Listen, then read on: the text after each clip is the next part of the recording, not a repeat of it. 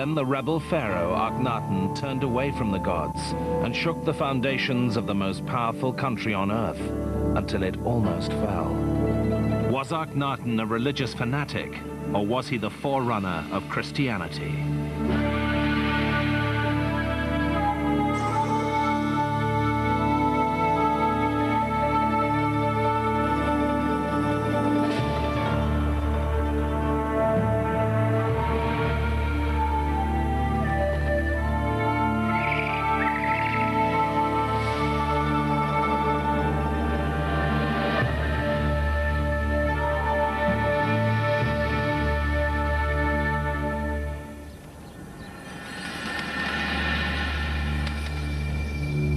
The pyramids and temples of Egypt seem as if they will last forever. But there are some monuments here that vanished almost as soon as they were built.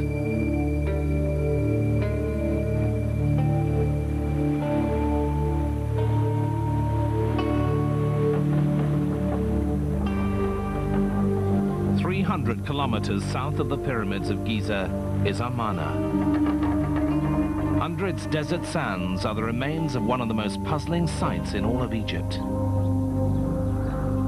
Strange things happened here 3,000 years ago. A new religion was born. A misshapen pharaoh died, leaving a mystery that Egyptologists are still attempting to solve today.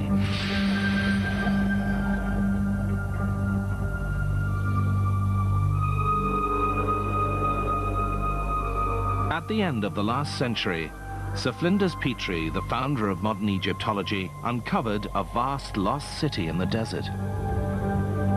Everything was as he expected.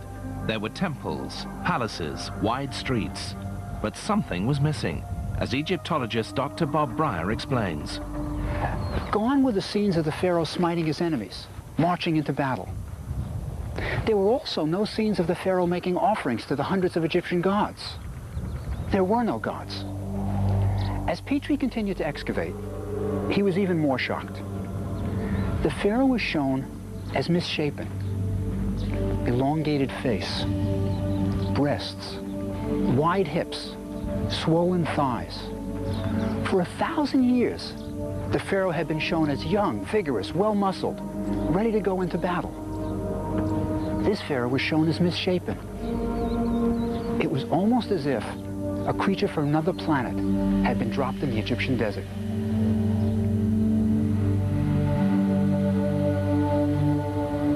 So what happened here some 1,300 years before the birth of Christ? To answer that, we have to look at the family of this rebel pharaoh.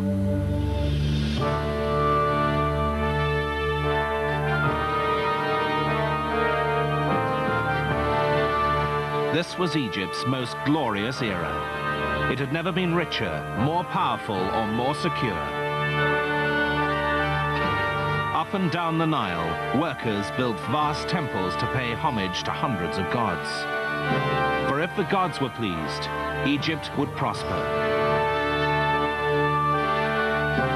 Akhenaten's father, the pharaoh Amenhotep III, lived in the great religious center of Thebes, city of the god of Amun, whose round-topped storehouses were filled with the grain, oil, linen, and wine needed to pay the thousands of priests who served the gods.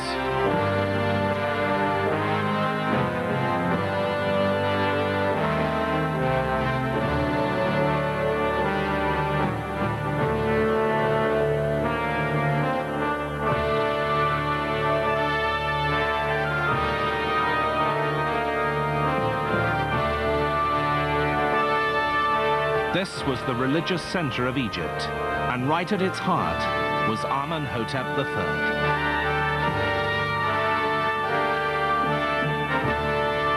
His two colossal statues still stand on the Theban plain. Once they guarded a vast temple, now sunk beneath the soil. All the glory and wealth of Thebes would soon be shaken by a revolution, the like of which had never been seen.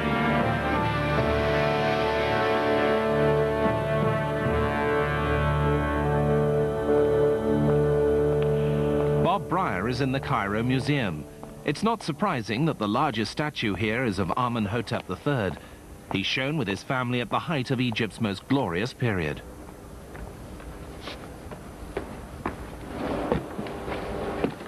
There's Amenhotep III. And there's his wife, Queen T.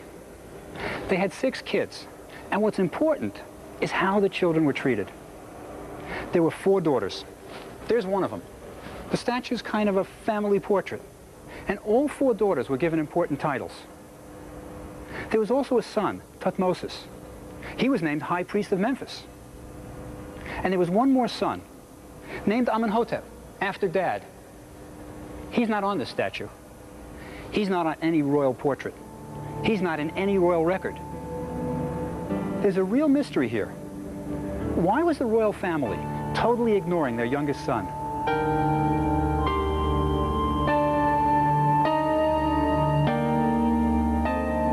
Even in early childhood, there seems to have been something wrong with Amenhotep.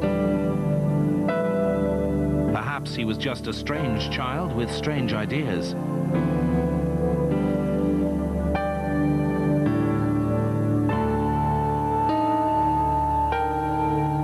But while his brother and sisters received titles and honors, there were none for young Amenhotep. When the royal entourage went to the temples to make offerings to the god Amun and to celebrate the festivals, we can imagine Amenhotep being left behind at the palace. Even the god Amun had rejected the boy.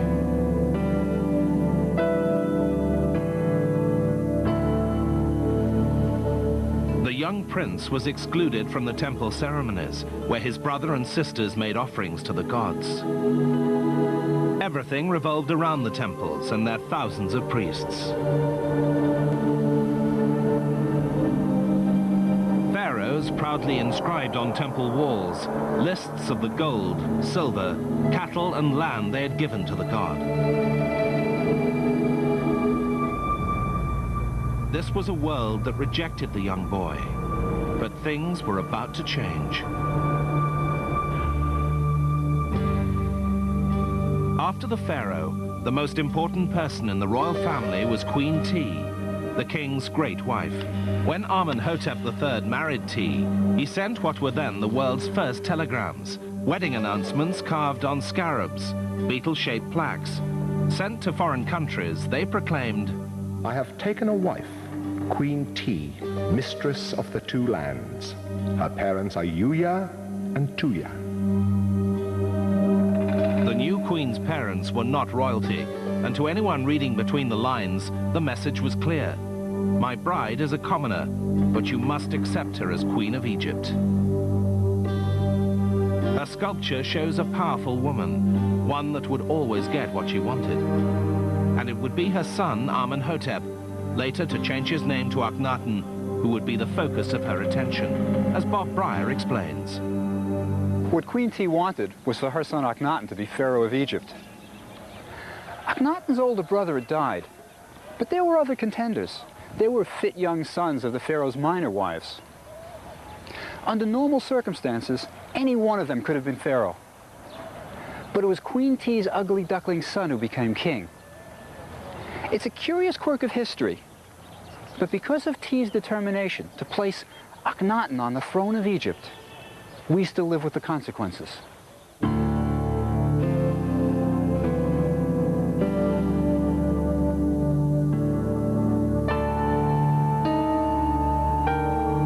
The mummy of Amenhotep III provides a clue as to how his son Akhenaten became pharaoh. The mummy reveals an old, bald, fat man in poor health, and its teeth are in very poor condition. In fact, Amenhotep III's teeth may have been a contributing factor to this bizarre period of Egyptian history. The pain he must have endured during the last few years of his life may have been so intense that he may have found it difficult to carry out the affairs of state. For not only commoners, but kings too fell victim to their diet.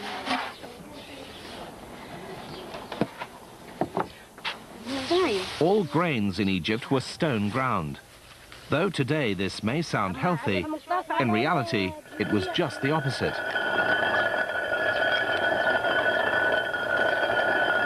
It meant that a considerable amount of sand and grit was consumed in Egyptian bread. Years of eating it ground down the teeth, exposing the roots to decay. Skilled as Egyptian physicians were, they knew little about dentistry. So the unfortunate Amenhotep III had to relieve the pain as best he could. He may have been sedated, either by drinking wine or perhaps even taking opium. If he was in no condition to make important decisions, it probably made it easier for the powerful Queen T to select her teenage son to become next in line to the throne. Thrust to the top by his ambitious mother, the outcast boy became the ruler of Egypt. But what kind of pharaoh would the strange 18-year-old make?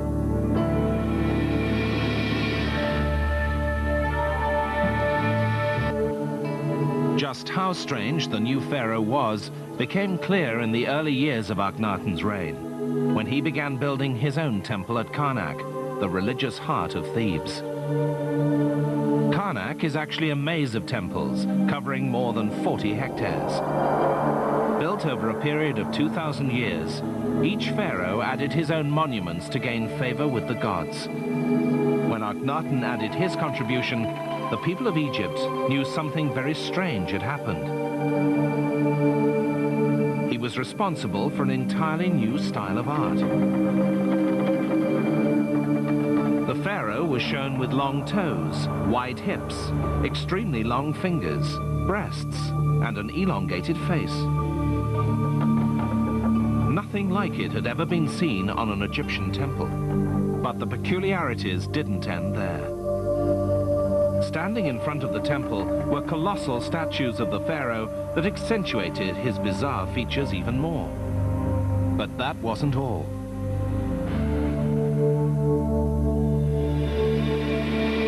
The temple was covered with scenes of the Aten, the sun disk, its rays shining down, ending in hands holding Ankhs, the hieroglyph for life. Gone were Amun and the other gods of Egypt, replaced by the solar disk. The people must have wondered where their other gods had gone. They were soon to find out. Akhenaten had declared, for the first time in recorded history, that there was only one god. He had turned 2,000 years of Egyptian religion on its head.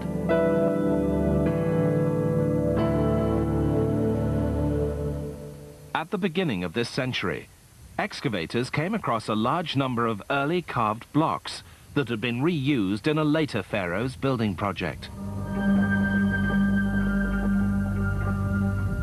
These blocks became known as talatot, from the modern Arabic number for 3, since the blocks all measured about 3 hand spans. Over the years, excavators found more than 40,000. But so many pieces were missing that no one could rebuild the original temples. The blocks were kept in storage for the day when someone could come and make sense of them. In 1965, Ray Winfield Smith, an American businessman, conceived the plan to create on paper what couldn't be put together in stone. 0127-14606. Okay, number 1. His idea was to photograph every single block, even the ones that had found their way into private collections and museums around the world.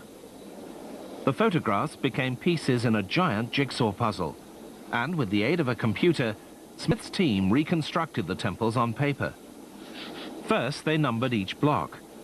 Then their number and description were entered into the computer, the latest technology for 1965.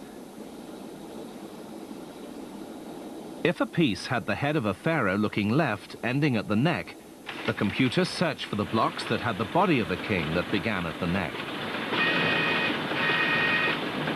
When the computer found the blocks that showed a possible match, Smith retrieved the photographs and fitted them together to see if they joined. When a block was missing, an artist filled in the scene. The project continued for 6 years and gave Egyptologists an unprecedented insight into the events of this period. The shunned boy was now in charge. As pharaoh, Akhenaten could no longer be excluded from the religious festivals he had missed as a boy. Festivals like the Feast of Opet, when the statues of the three main gods of Thebes, Amun, Mut, and Honsu, were carried from Karnak Temple to Luxor Temple. The occasion called for days of dancing, singing, and feasting. At night, shaven-headed priests chanted their prayers to placate the gods of Egypt. I am the father of fathers, the mother of mothers, and all the seven celestial kind. I open my mouth to speak in the midst of silence. I cause to be that men should have a path on which to tread. It was the greatest show on earth, and the young Akhenaten had been no part of it until now, as Bob Breyer explains. But there's a happy ending, at least for now. Akhenaten becomes king of Egypt. And with his power, he can make everything right. He'll reject the gods of Thebes. They were never his anyway. And he'll have his own private god who loves him, the Aten. And he'll take his new religion and his new god, and he'll leave Thebes and all the childhood suffering. He'll start a new world. The only question is where. The answer to where Akhenaten should begin his new life came in the 5th year of his reign, from the Aten himself. As Akhenaten traveled across a remote stretch of desert in the middle of Egypt, about 280 kilometers north of Thebes, the sun rose on the horizon and seemed to rest in a notch in the nearby mountains. The hieroglyph for horizon was the sun resting in a notch of a mountain. The horizon represented the beginning and the end. This was the sign Akhenaten was waiting for. He believed the Aten had appeared to him and told him to build his city in the uninhabited desert. He named it Akhenaten, the horizon of the Aten. After Akhenaten's revelation to build his city, he led a small group of his followers out of Thebes to the barren desert site that the Aten had chosen, a place now called Amarna. Akhenaten was now a cult leader, and this would be his commune. At one of the boundary markers, he assembled the faithful, and as he looked out on the desolate plains where the new city would be built, he held a service.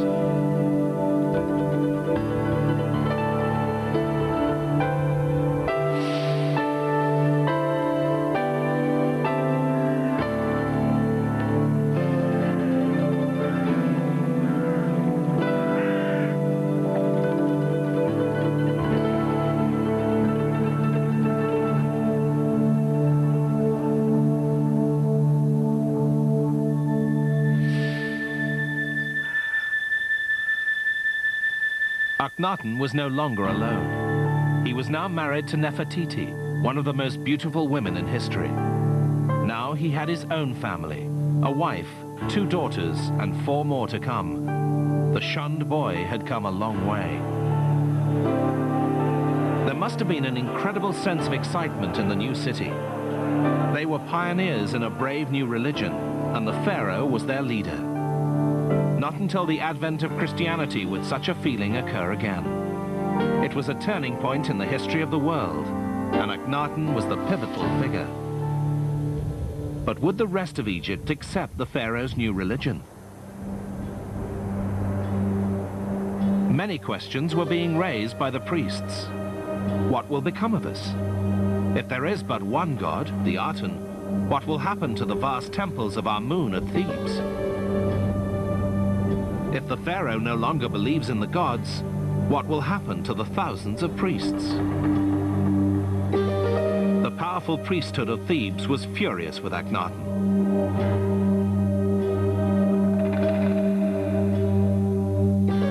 The rebel Pharaoh had declared their gods extinct and deserted the religious capital of Egypt, vowing never to return.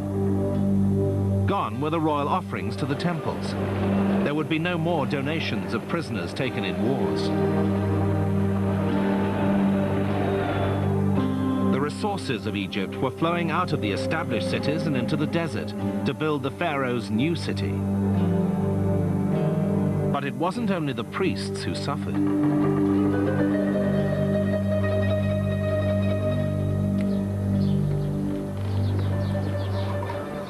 Many industries depended on the old religion.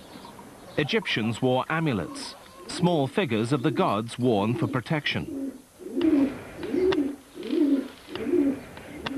The Egyptian amulet makers who carved scarabs with images of the gods and names of the kings were now redundant. The skilled wood carvers who made statues of the gods that adorned Egyptian houses were also out of work. What did Akhenaten think he was doing?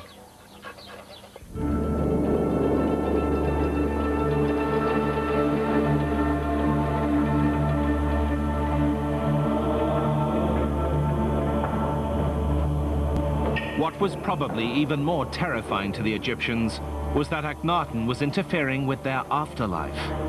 Egyptologist Bob Breyer explains. This is the Book of the Dead. Look over here. There's the deceased. And can you see what he's holding in his hand? It's his heart. The heart was very important to the Egyptians. They believed that you thought with your heart. It makes some sense. When you get excited, it's your heart that beats quickly, not your brain. That's why on Valentine's Day you send chocolate hearts, not chocolate brains. And look over here. These four gods, they're protecting the internal organs of the deceased. You see, the Egyptians were resurrectionists. They believed your body would literally get up and go again in the next world. So you had to have a complete body, including your internal organs. And the journey to the next world, that would be made in a boat. Now, if you look over here at the end of the Book of the Dead, it even provides magical oars for the journey. In a sense, this is a map to the next world. But Akhenaten was throwing out all the old maps. He was writing his own.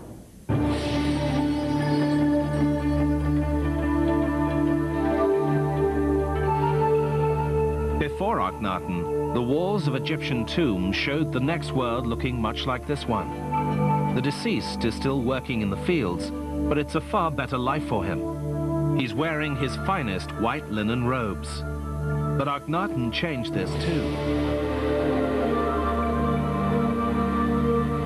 At Amarna, tomb walls no longer showed the deceased in the next world. Those scenes were replaced with pictures of Akhenaten and the royal family, often worshipping the Aten. If there was a next world, it seemed to revolve around Akhenaten. Along with his confusing vision of an afterlife is one of the greatest intellectual achievements of the ancient world, a poem written by Akhenaten himself. Splendid you rise at dawn, living Aten, creator of life. When you have dawned in the east, you fill every land with your beauty. You are beauteous, great, radiant.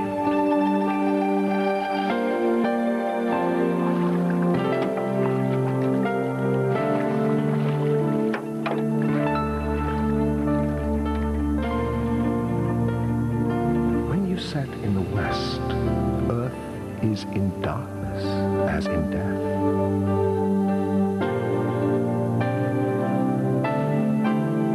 Every lion comes from its den, all the serpents bite, night hovers, earth is silent as their maker rests in darkness.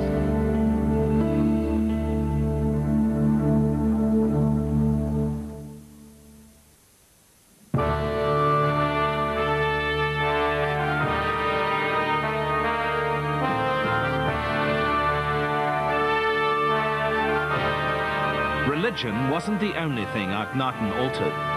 1,000 years of art was to be disregarded. Before Akhenaten, Egyptian art had hardly changed over the centuries. In our civilization, we're used to art styles changing. But in Egypt, art was intended for eternity.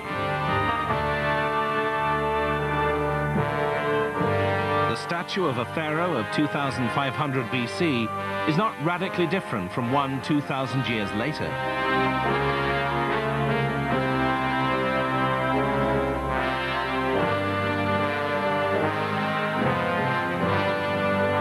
Akhenaten was an anomaly in the thousands of years of Egyptian history. There were no more idealized muscular bodies. Akhenaten is shown, warts and all. The slogan for the age of Akhenaten was, "Living in truth." If the pharaoh was deformed, let it be shown that way. Not even the beautiful Nefertiti was exempt from the new policy of truth in art. The famous bust of Nefertiti had become an enduring symbol of great beauty throughout the world. But as she matured, even she was portrayed with poor posture and an aging body.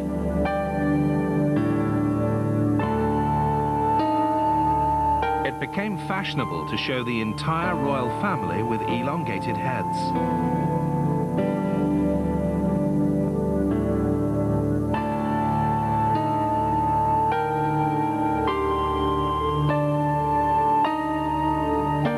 Not only was the new art liberating for Akhenaten, it gave the artists who worked at Amarna a new freedom.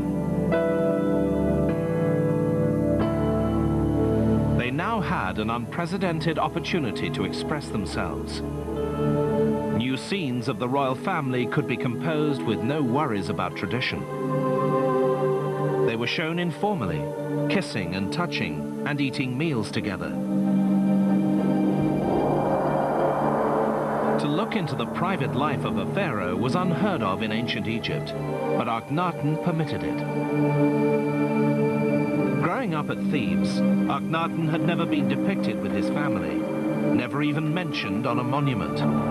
Now, here at Amarna, he could say, "Accept me for what I am."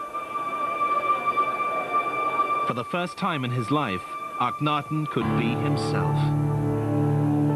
In its finished state, Amarna offered a theatrical setting for celebrating Akhenaten's kingship. The city sprawled over the plain. There were palaces with banners streaming and statues of the pharaoh. Suburbs housed the court officials who commuted to work on the royal road that ran through its center. Probably the widest street in the ancient world, it was designed for chariot processions, led by Akhenaten himself. Spanning the road, a bridge connected the palace with a temple area. Here, Akhenaten and Nefertiti appeared before the people, on the balcony known as the Window of Appearances, from which they tossed down gold ornaments and other gifts to those he wanted to honor. At its height, the city's population reached more than 10,000. There were boatmen, bureaucrats, traders, artisans, priests and their families. It must have been a city full of excitement, with new lives, new homes and new beginnings. But Akhenaten's utopia did not please everyone. While the pharaoh reveled in the warmth of the sun, some foreign envoys were left to burn, literally. A king of Assyria wrote to Akhenaten, "Why are my messengers kept standing out in the open sun? They will die out there. If it does the king good to stand in the open sun, let him stand there and die in the open sun." Egyptologist Bob Breyer is our guide to the city. This is where it all happened. Akhenaten actually walked this street, and one of his followers lived in this house. Akhenaten probably rewarded him with gifts of gold. He wanted his followers happy. You see, Akhenaten was a flower child of the 60s. He wanted everyone happy, everything beautiful, everyone loving everyone else. Unfortunately, the world doesn't work like that. Akhenaten had been isolated too long. He didn't understand people. He had created a beautiful, idealistic religion that was way ahead of its time. But the people just didn't get it. They were used to gods they could see, carved in stone. Gods with the beautiful bodies of men and women and the heads of animals. Akhenaten's god, the Aten, was an abstraction.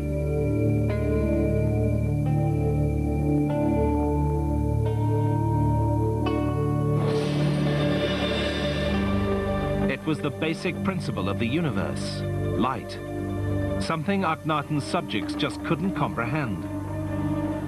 This wasn't a god they could rely on in times of trouble. There was an elitism to the new religion the would-be sun worshippers found difficult to accept. The Aten never shed its rays on them, only on the royal family. The Aten was Akhenaten's own personal god, giving the king unbridled love and sustenance. Perhaps it was a replacement for the father who had pushed him into the background. It was Akhenaten and his family who worshipped the Aten. Everyone else had to make do with the light reflected from him. It's almost as if the new religion came in two sizes, commoner size and king size. At his holy city in the desert, Akhenaten was far removed from the suffering he had experienced as a child at Thebes. But he was also removed from reality, for there was trouble in paradise. Egypt was dying. For more than 10 years, Akhenaten had lived in his beloved Amarna with his thoughts focused on his religion, and the needs of Egypt had been sorely neglected. Egypt's once great army had grown weak. Foreign countries no longer sent tribute. From remote outposts in Syria and Lebanon, Egypt's foreign ambassadors wrote to the king that they were no longer respected. Letters written by one of his loyal princes, Raboti, tells of the lack of respect for both Akhenaten and himself. Writing from his fortified position, he pleaded, "They have formed a conspiracy with one another, and thus I have great fear that there is no man to rescue me out of their hand. Like birds that lie in a net, so am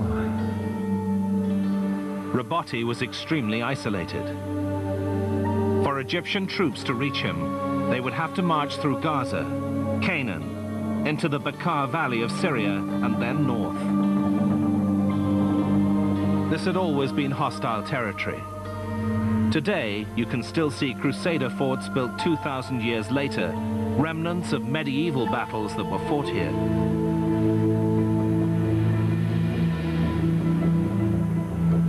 This was where Raboti was writing from. If the Egyptian army didn't save him, no one would. Raboti repeatedly wrote telling Akhenaten of the Egyptians' weakening position and asking for troops.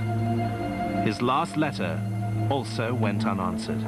"I cannot go out of the gate, and I have written to the palace, but thou hast not sent an answer. I have been wounded 9 times, and so have feared for my life." Raboti was not alone. Other pleas came from Egypt's outposts, but they too went unanswered.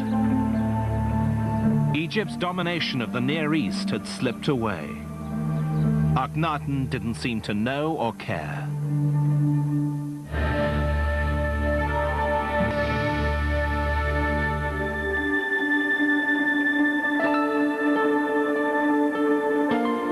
Isolated from the problems of Egypt, and perhaps from reality, Akhenaten must have been truly contented with his new god, his new family, and his new city.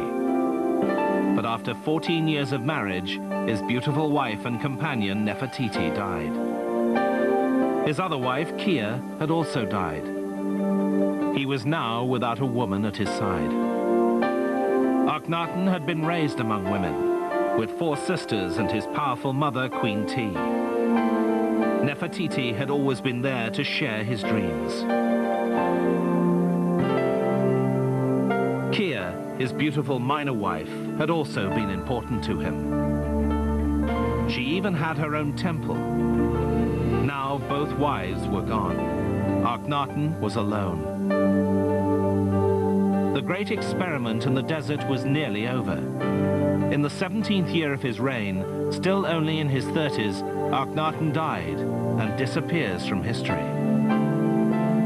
Will we ever know what really happened at Amarna? Did Akhenaten really look like his statues? Many believe that these questions will only be answered when Akhenaten's mummy is found.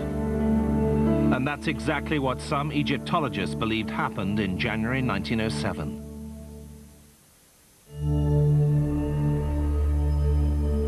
Of all the royal mummies ever discovered, none cause more controversy than the one found in tomb 55 of the Valley of the Kings. At the beginning of the century, Theodore Davis, a wealthy American excavating in Egypt, discovered a tomb in which a burial from the Amarna period had been reinterred. This tomb was clearly unfinished, and the burial had been a hasty one. Gilded wooden panels lay on the floor and against the wall. They bore the damaged image of Akhenaten, worshipping the sun disk, and the name of Queen T.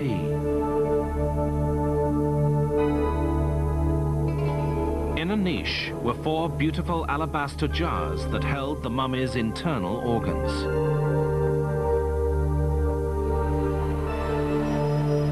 Lying on the floor was a badly damaged but stunning coffin, made with thousands of paste inlays and semi-precious stones in the shape of protective wings. But the cartouches containing the occupant's name had been hacked out.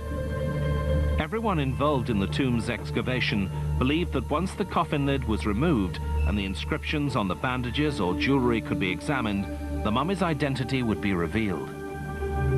When the day of unwrapping arrived, all those present had an overwhelming sense of the event's historical importance. They were going to be the first in more than 3,000 years to gaze at the face of a king or queen of Egypt. Egyptologist Dr. Bob Breyer. When they raised the lid to the coffin, a mummy was revealed, wrapped in gold leaf. But as they began unwrapping the mummy, something out of a horror movie happened. As soon as they touched the mummy, it crumbled to dust, leaving the excavators with a pile of disarticulated bones at the bottom of the coffin. But beneath the skeleton, the last sheet of gold seemed to have the damaged name of Akhenaten written on it. The pelvis was wide, like a female's, but Akhenaten had always been shown in his statues with a wide pelvis, and the head was elongated, like Akhenaten's. It all seemed to fit perfectly. Some of those present were absolutely convinced they had found the mummy of Akhenaten. Today, the identity of the mummy in tomb 55 remains a mystery. But the final word on why Akhenaten and the royal family were shown with deformed bodies comes from a group of scientists working on a disease known as Marfan's syndrome, a genetic defect that damages the body's connective tissue. It's believed that Abraham Lincoln was probably a sufferer of Marfan's syndrome. Among the symptoms are an elongated face, protruding chin, long, thin fingers and toes, and unusual eyes. If Akhenaten had this genetic defect, each of his daughters had a 50% chance of inheriting it. That might explain why the whole family are depicted with similar features.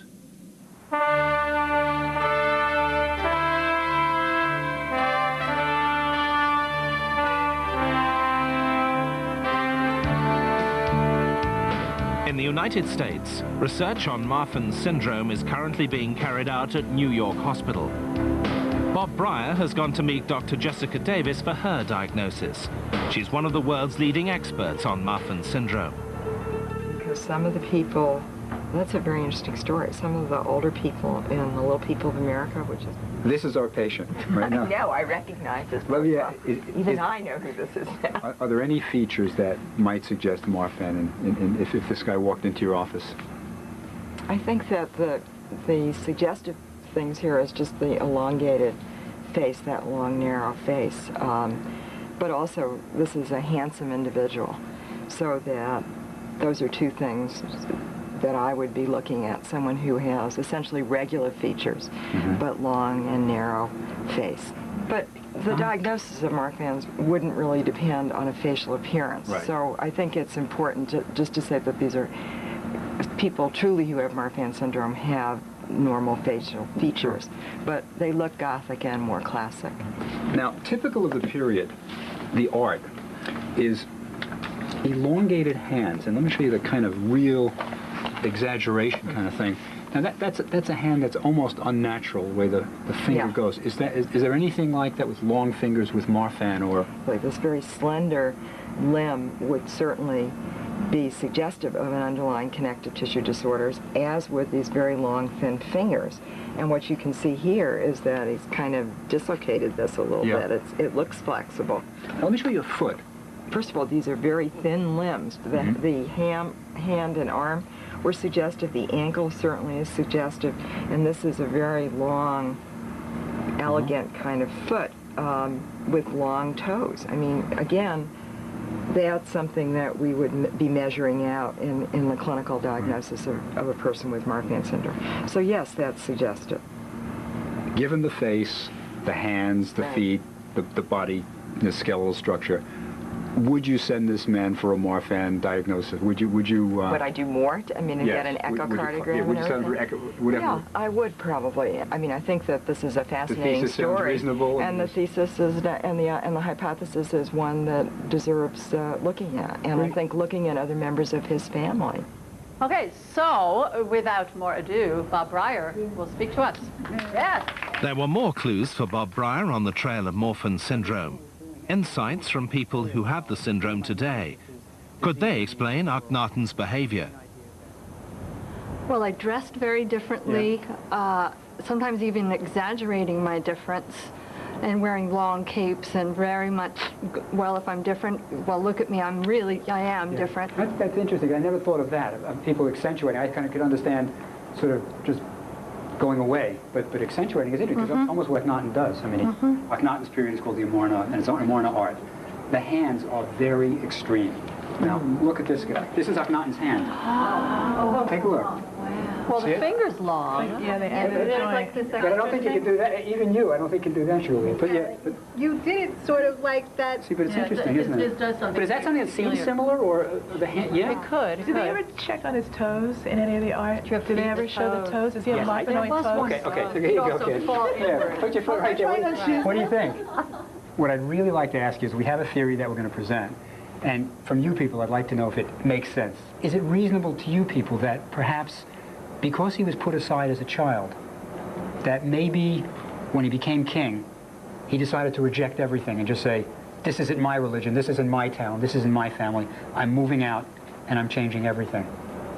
Is that something that either you've experienced or, in terms of Marfan, seems reasonable? The family rejecting him is very much possible. Yeah? Yeah. From my own experience, this very much can occur. Are you the only one with, are you the only one in your family? It was my father who passed away in 1975, and the family really, and still to this point, really does keep me at the margins. Really? Yeah. The way you look is very important in life. And if you look different, and you can't be called a Mongolian, black, or gay, or, you know, they don't have a name. At the time, I discovered very late that I had the Marfan. My father still denies that I have it. So the attitude of my family was denying it, but sort of there was a shame. Yeah. Well, if if the family is in denial, if you have a kid often that looks different, you know, and they're not acknowledging that, you know, and the rest of us never got to be the ruler of the country, so we don't exactly know what we would do. But finally, having had that denial around you all your life, it might be very nice to suddenly say, no more of that. This is who I am, and this is what I look like. This may be as close as we ever get to how Akhenaten really felt. Even in death, Akhenaten rebelled against the traditions of Egypt, rejecting the site where his ancestors had been buried.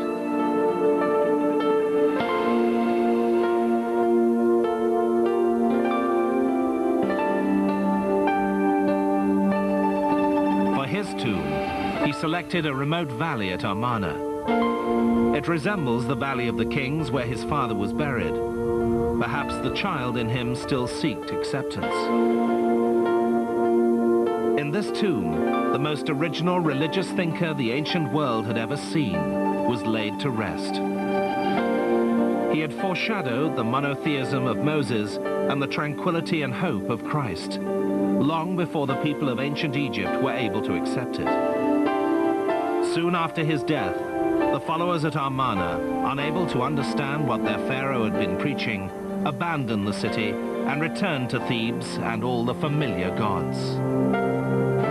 The name of Akhenaten, branded a heretic, would be erased from the monuments of Egypt. It was his son, a young pharaoh named Tutankhamun, whom all the world would come to know. The bold experiment in the desert had ended, and the city of Amarna was returned to the sand. American Egyptologist James Breasted said of Akhenaten, "There died with him such a spirit as the world had never seen before. A brave soul, undauntedly facing the momentum of immemorial tradition.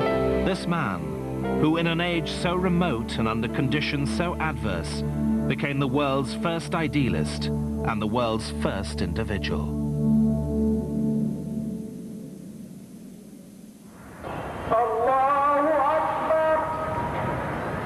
3,000 years ago, the rebel pharaoh Akhenaten outraged the inhabitants of the Nile Valley by preaching, "There is only one God."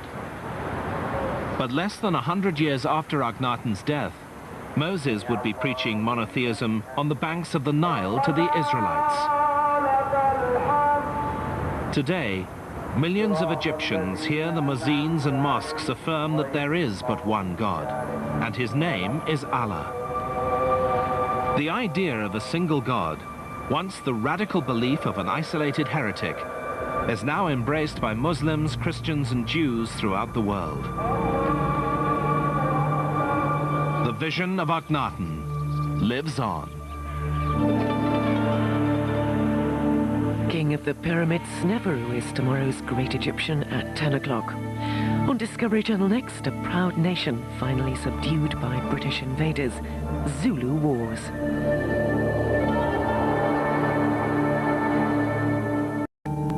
Then the rebel pharaoh Akhenaten turned away from the gods and shook the foundations of the most powerful country on earth until it almost fell. Was Akhenaten a religious fanatic, or was he the forerunner of Christianity?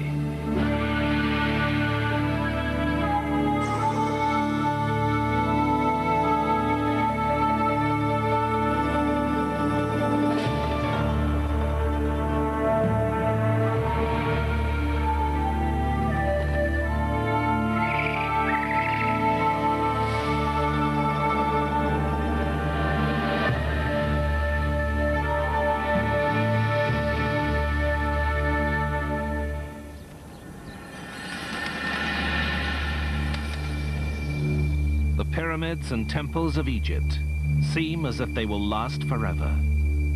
But there are some monuments here that vanished almost as soon as they were built.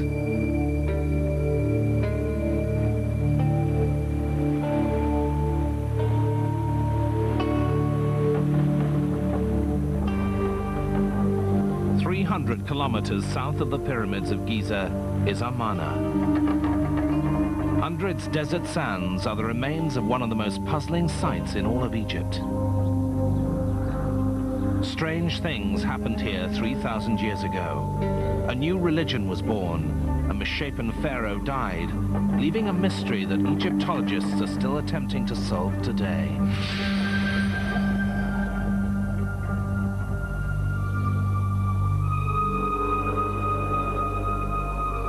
At the end of the last century, Sir Flinders Petrie, the founder of modern Egyptology, uncovered a vast lost city in the desert. Everything was as he expected. There were temples, palaces, wide streets, but something was missing, as Egyptologist Dr. Bob Breyer explains. Gone were the scenes of the Pharaoh smiting his enemies, marching into battle. There were also no scenes of the Pharaoh making offerings to the hundreds of Egyptian gods. There were no gods. As Petrie continued to excavate, he was even more shocked. The pharaoh was shown as misshapen. Elongated face, breasts, wide hips, swollen thighs. For 1,000 years, the pharaoh had been shown as young, vigorous, well-muscled, ready to go into battle. There's one of them. The statue's kind of a family portrait, and all 4 daughters were given important titles. There was also a son, Thutmosis. He was named High Priest of Memphis. And there was one more son, named Amenhotep, after Dad. He's not on this statue. He's not on any royal portrait. He's not in any royal record. There's a real mystery here. Why was the royal family totally ignoring their youngest son?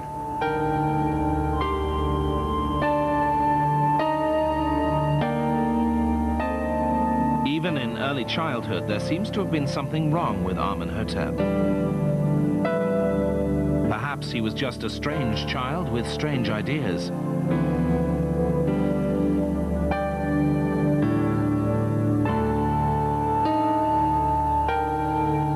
But while his brother and sisters received titles and honors, there were none for young Amenhotep.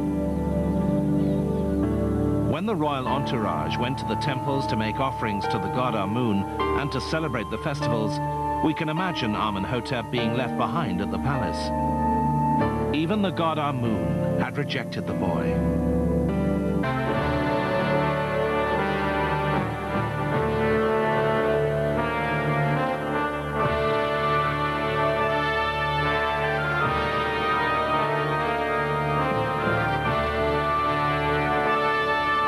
This was the religious center of Egypt, and right at its heart was Amenhotep III.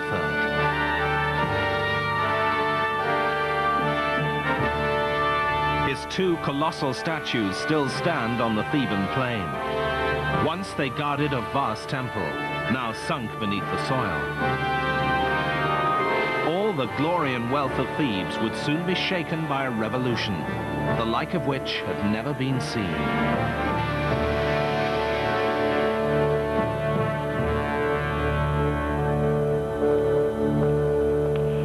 Bob Breyer is in the Cairo Museum. It's not surprising that the largest statue here is of Amenhotep III. He's shown with his family at the height of Egypt's most glorious period.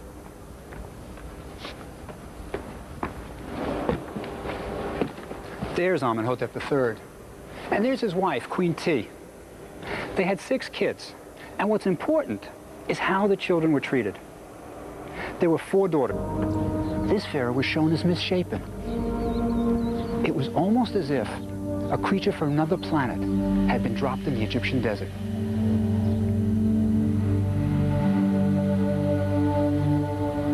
So what happened here some 1,300 years before the birth of Christ? To answer that, we have to look at the family of this rebel pharaoh.